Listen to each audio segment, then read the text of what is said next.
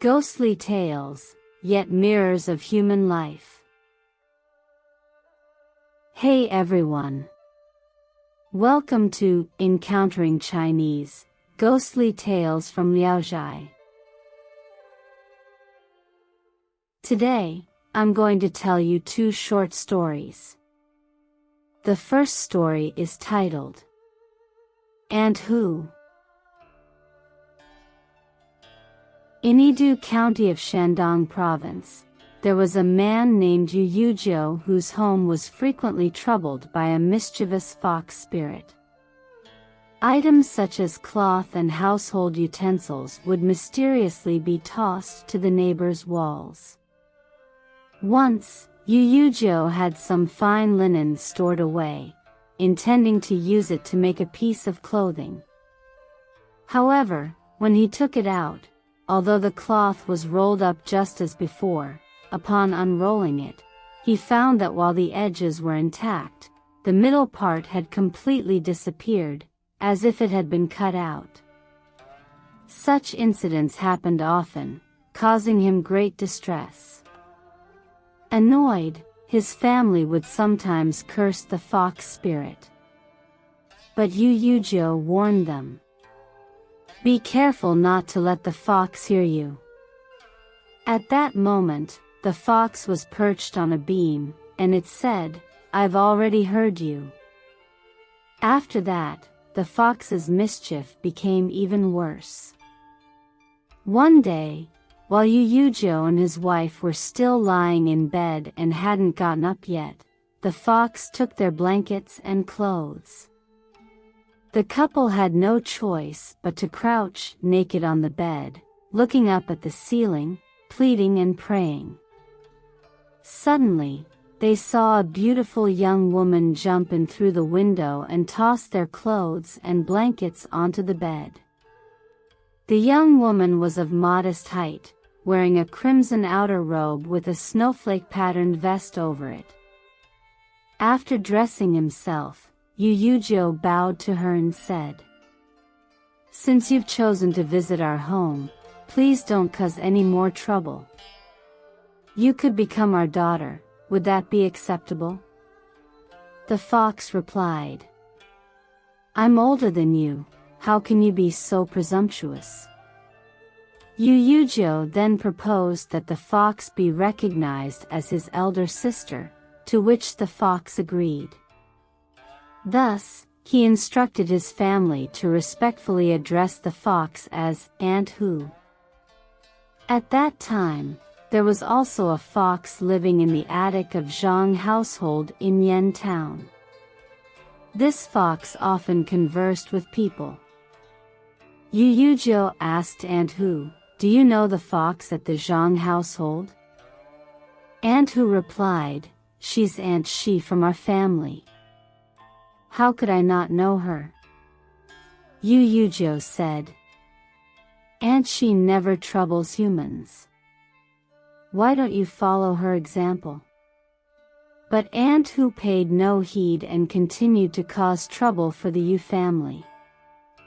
In truth, Aunt Hu didn't disturb others much, but she targeted Yu Yuzhou's daughter-in-law specifically.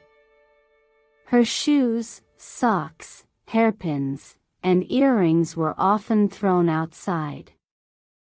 Whenever the family sat down to eat, the fox would place dead rats or excrement in the daughter-in-law's bowl.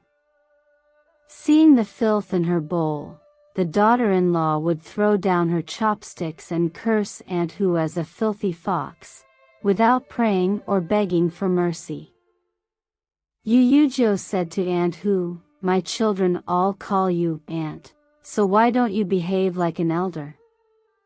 The fox replied, Have your son divorce your daughter-in-law, and let me take her place as your daughter-in-law. Then the Yu family will have peace. Upon hearing this, the daughter-in-law scolded, You shameless fox, how dare you compete with me for my husband? At that moment, the daughter-in-law was sitting on a bamboo chest filled with clothes.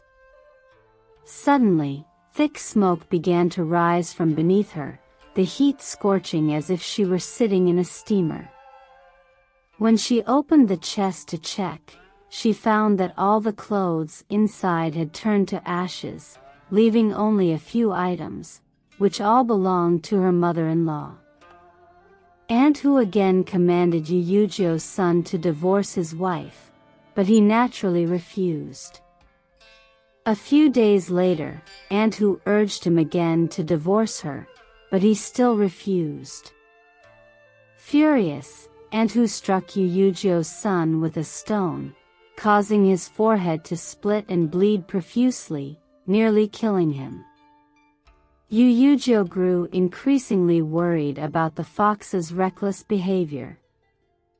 Li Qingyao of Xishan was skilled in drawing talismans, so Yu Yuzhou paid him to come to his home to drive away the fox spirit. Li Qingyao used gold powder to draw a talisman on red silk, which took him 3 days to complete. He then tied a mirror to a stick, using it as a handle, and held it to reflect all around the house. He also had a young boy follow him to observe and report anything unusual immediately. When they reached a certain spot, the boy said that it looked like a dog was lying on the wall. Li Qingyao immediately formed a gesture by folding his index and middle fingers together and began drawing a talisman on the wall.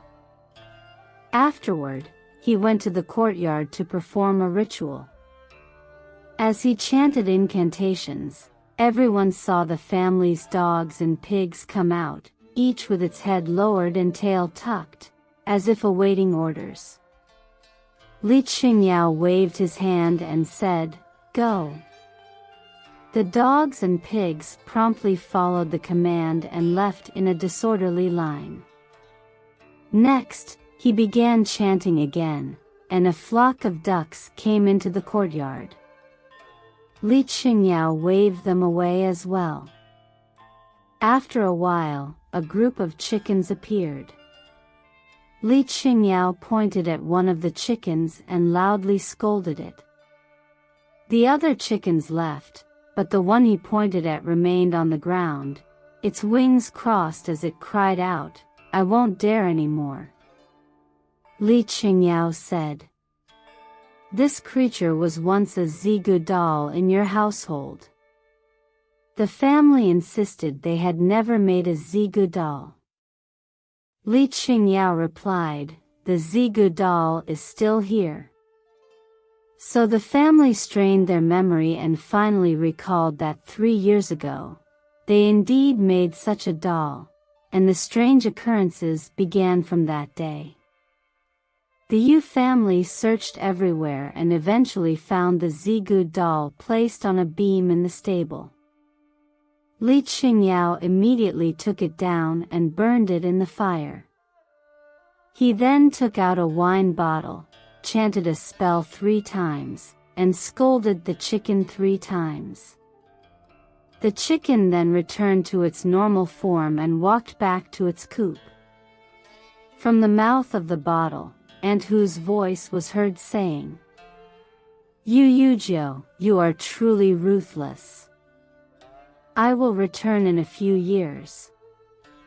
Yu Yuzhou asked Li Qingyao to throw the bottle into boiling water or fire to destroy it, but Li Qingyao said that one should not harm living beings and walked away with the bottle. Later, it was said that several dozen bottles were seen hanging on the wall of Li Qingyao's house, each containing a fox spirit trapped inside. It was rumored that he would sometimes release these fox spirits to cause trouble in other people's homes, so that the homeowner would pay him a large sum to capture the spirit again. What a sinister business! The second story is titled 3 Wolf Stories. The first wolf story. A butcher, having finished selling his meat, was preparing to return home as it was getting dark. On his way, a wolf suddenly appeared from a distance and started running towards him.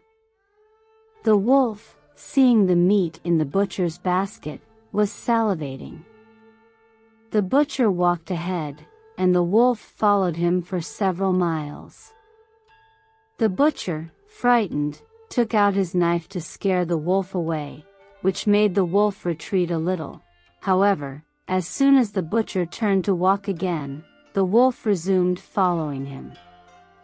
With no other options, the butcher thought, "The wolf is following me probably because it wants to eat the meat in my basket. I'll hang the meat on a tree and come back to get it tomorrow morning." So, the butcher used a hook to hang the meat, lifting it high on a tree, and showed the wolf the empty basket. The wolf then stopped following him. Pleased with his solution, the butcher went home. The next morning, when the butcher went to retrieve the meat, he saw from a distance that what was hanging from the tree looked like a large object, and it appeared to be a person who had hanged themselves, which terrified him. Hesitantly, he approached and discovered that it was actually a dead wolf. Upon closer inspection, he saw that the wolf had a piece of meat in its mouth, and the meat hook had pierced through the wolf's upper jaw, as if it were a fish hooked by a bait.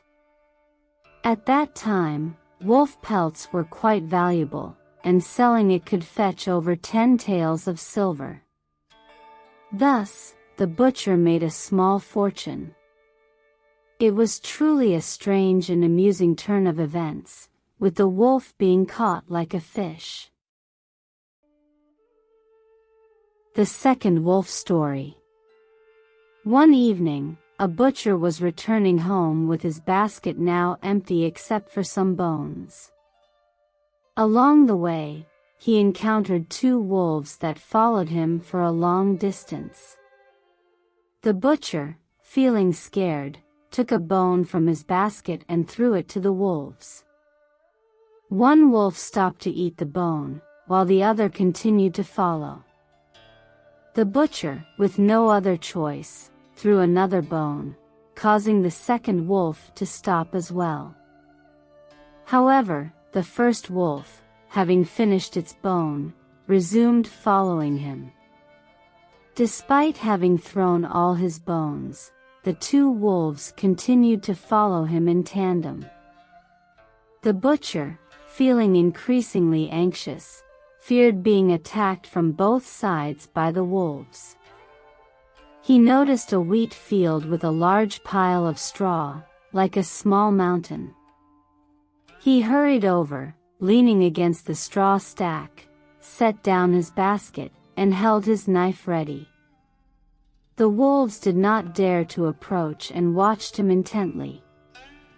After a while, one wolf left, while the other, resembling a dog, lay down in front of him and seemed to close its eyes, appearing quite relaxed. At that moment, the butcher suddenly jumped up and began hacking at the seated wolf's head with his knife, striking several blows until he killed it. As he was about to leave, he saw another wolf emerging from behind the straw stack, trying to dig a hole to attack him from the rear. The wolf had already managed to burrow halfway in, with only its rear and tail exposed. The butcher quickly struck from behind, severing its leg and killing it as well. The butcher then realized that the wolf pretending to be asleep had been trying to deceive him. Wolves are indeed cunning. Yet, in the blink of an eye, both wolves had been killed by the butcher. The deceitful tricks of these beasts were nothing more than a source of amusement for people. The third wolf story. One night, a butcher was on his way home when he was pursued by a wolf. He noticed a shed left by a farmer by the roadside and rushed inside to hide. The butcher saw the wolf's paw reaching through the thatch and quickly grabbed it to prevent it from withdrawing. However, he couldn't kill the wolf, as he only had a small knife less than an inch long. He used the knife to cut the skin under the wolf's paw and then employed a method of blowing air into the wolf's body, as one might do when inflating a pig's bladder. After blowing air into the wolf for a while, the butcher noticed that the wolf seemed to be less active. He then tied the wound with a strap. When he emerged and looked back, he saw that the wolf's body was so swollen it resembled a bull, its legs were stiff and straight, and its mouth was wide open and couldn't close. The butcher then carried the swollen wolf home. If the person who encountered the wolf hadn't been a butcher, who would have come up with such a plan? These 3 stories all involve butchers. Although the butcher's actions are somewhat cruel, they were effective in dealing with the wolves. Alright. That's all for today's ghostly tales, and who, and 3 wolf stories. If you enjoyed them, please give a like and subscribe. Please also encourage everyone to comment and share more. We'll see you in the next episode.